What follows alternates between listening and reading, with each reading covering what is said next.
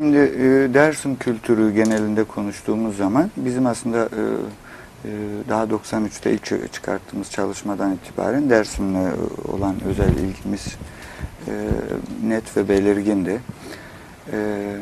Fakat söylediğiniz şöyle algılamak mümkün.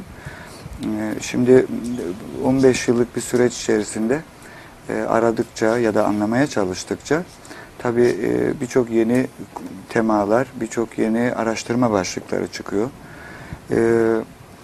Dersim Aleviliği, yani genelde Alevilik ama özel olarak da Dersim'deki uygulamalarıyla, Dersim'de anlatıldığı biçimiyle Aleviliğin ne olduğunu, nasıl yaşandığını anlamak da bu genel tartışmalar içerisinde önemli bir başlık.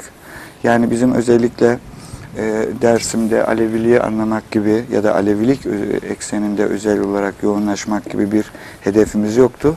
Ama Dersim'i anlamak istediğimizde, Dersim kültürünün farklı boyutlarıyla ortaya çıkartmak istediğimizde tabii ki Alevilik tartışması, yani bölgenin inanç, ibadet literatürü nedir?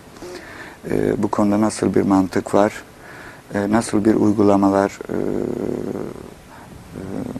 var? Nasıl bir ritüeller prosesi var? Gibi sorularda çok önemli bir başlığı oluşturuyor. Sonuçta sözlü bir kültürden söz ediyoruz ve bir kültür coğrafyasından söz ediyoruz.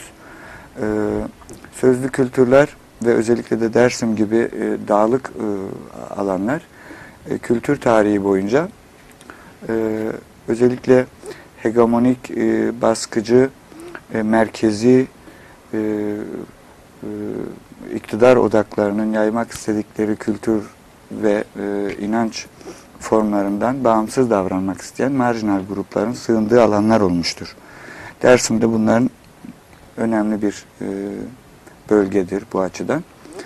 Dolayısıyla da Dersim'deki sözlü literatürü anlamak, özel olarak inançla ilgili, ibadetle ilgili literatürü anlamaya çalışmak da sadece bugün konuşulduğu, akademik düzeyde konuşulduğu çerçevede Aleviliği 11-12. yüzyıllarda başlamış bir süreç olarak değil, belki insanlık tarihiyle birlikte düşünüp gelmemiz gerektiğini söyleyen bir takım zenginlikler taşıyor. Onu söylemek istiyorum.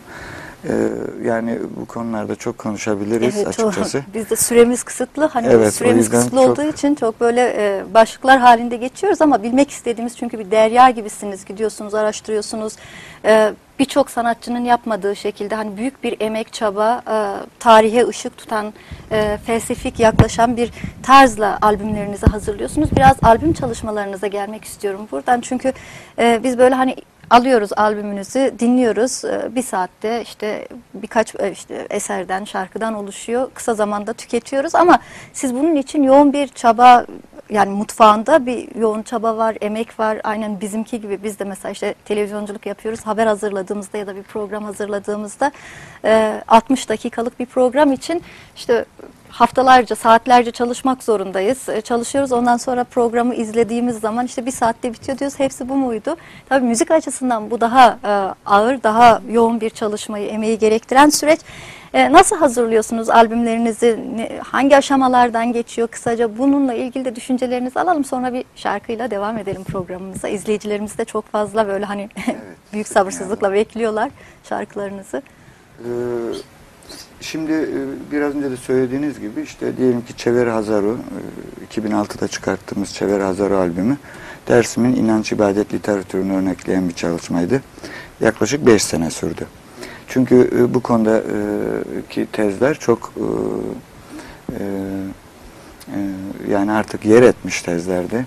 Aleviliğin 11-12. yüzyıllardan itibaren başlamış bir kültürlenme olduğu, farklı inançlardan, kültürlerden eklektik bir yapı olduğu gibi ve aynı zamanda da işte Zazaca, Kürtçe, dualar, beyitler yoktur gibi tezler. Şimdi biz bunları yaşlılarımızla araştırıp öğrendikçe çok büyük bir zenginlik olduğunu, bizim için de yenidir yani bu çalışmaların ortaya çıkarttığı sonuçlar. Biz de öğreniyoruz çalışma sürecinde ve onu sizinle paylaşıyoruz. çok şaşırtıcı sonuçlarla karşılaştık. Yani bu çalışma süreçleri bizim için de çok öğretici olmuştur. Şimdi de Şahmaran'la uğraşıyoruz. Şahmaran albümü